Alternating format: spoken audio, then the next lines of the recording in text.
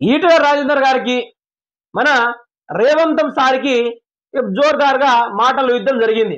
నిన్న ఆయన ఒక ప్రోగ్రాంలో మాట్లాడుతా ఎలాంటి బూతులు మాట్లాడిండో ఇందులో కొన్ని క్లియర్ కట్ లేకుండా నేను క్లియర్గా వర్ణిస్తా. ఇక చూడండి, రేవంత్ రెడ్డి పరంగా మోడీకి ఊడిగం చేసే ఈటెల అని ఇక రేవంత్ రెడ్డి ఈటెల అన్నాడు. నువ్వు కూడా బతకనికి వచ్చినావు, రా మోడీ దగ్గరకు పోదాం, రూపాయలు 25,000 కోట్లు తెద్దాం. కేటీఆర్ హరీష్ మాటలే తెల్లారేసరికి ఈటల నోట వస్తాయి. పాత వాసన గత్తర వాసన అట్లనే కొడుతుంది. ఇది సీఎం మాట్లాడే ముచ్చట్న, ఇది పాత వాసన గత్తర వాసన అట్లనే కొడుతుందట. బజారోనికైనా బుద్ధి ఉంటుంది, గాలికి తిరిగేటోనికైనా కొంచెం ఇంగిత జ్ఞానం ఉంటుంది, మనోనికి లేదు. మరి ఏం పేరు పెట్టాలో ఏందో. ఇక చూడండి, ఇక ముచ్చట చూడండి. ఇక మోడీకి ఊడిగా చేసే ఈటలని అన్నాడు. మరి నాకు మంచి మాట వస్తాను, కానీ ఎవరా 22 సార్లు ఢిల్లీకి పోయింది? ఢిల్లీకి ఎవరు 22 సార్లు పోయింది? నేను బడ్జెట్ తీసుకొస్తున్నా 22 సార్లు పోతానని పదే పదే పేపర్లో రాస్తాడు. నేను 22 సార్లు పోయి బడ్జెట్ కోసం పోతున్నా అన్నాడు. మరి ఎక్కడి నుంచి తెచ్చిన బడ్జెట్, ఆ బడ్జెట్లు ఎట్లుందో కూడా నాకు తెలియదు. ఏ ముఖ్యమంత్రులు తెలంగాణ రాష్ట్రాన్ని పరిపాలించిన, సమైక్యాంధ్రం నుంచి పరిపాలించిన అందరిని చూసినా కూడా 10 నెలల్లో 22 సార్లు ఢిల్లీకి పోయిన మనగోడు ఎవరైనా ఉన్నాడా అంటే మన 3 రంగుల జెండా ఉద్యమకారుడు రేవంత్ రెడ్డి తప్ప ఎవరు లేడయ్యా. ఎవరు లేడు, రాడు. నువ్వు కూడా బతకనికే వచ్చినావు, రా మోడీ దగ్గరకు పోదాం, రూపాయలు 25,000 కోట్లు తెద్దామట. మరి 25,000 కోట్ల ముచ్చట పక్కన పెడితే 22 సార్లు పోయినా నీకెందుకు 25,000 కోట్లు? మరి నువ్వు రాష్ట్ర ముఖ్యమంత్రివి కాదా? లేకుంటే ఓన్లీ స్టేజీల మీద బూతులు మాట్లాడే బూతు పురాణ ముఖ్యమంత్రివా? కేటీఆర్ హరీష్ రావు మాటలే తెల్లారేసరికి ఈటల నోట వస్తాయి. మరి మాట్లాడతారు భయ్, ప్రజల పక్షాన్ని నిలబడ్డారు కాబట్టి మాట్లాడతారు.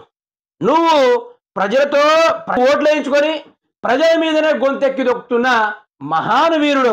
నీలాంటి ప్రజల కోసం ఏం తెలుస్తుంది? మాయ మాటలు చెప్పి ఈరోజు అధికారంలోకి ఎక్కినావు. రాష్ట్ర ప్రజల్ని పట్టించుకోవడానికి ఈటల ముందుకొచ్చిండు. నీ మంత్రులు, నీ ఎమ్మెల్యేలు నువ్వు రాకపోవడం మీకు సిగ్గుచేట. అది ఇజ్జత్ తక్కువ వ్యవహారం ఇదంతా. సరే, ఇంకో ముచ్చట చూడండి. పాత వాసన గత్తర వాసన అట్లనే కొడుతుంది. కుక్క వాసన చూసినా అయింది, కుక్కర్ అయింది. కుక్కర్ అయితే పాత వాసన వస్తుంది, గత్తర వాసన వస్తుంది అంటారు. మన మనుషుల తీరుగానే మాట్లాడాలి.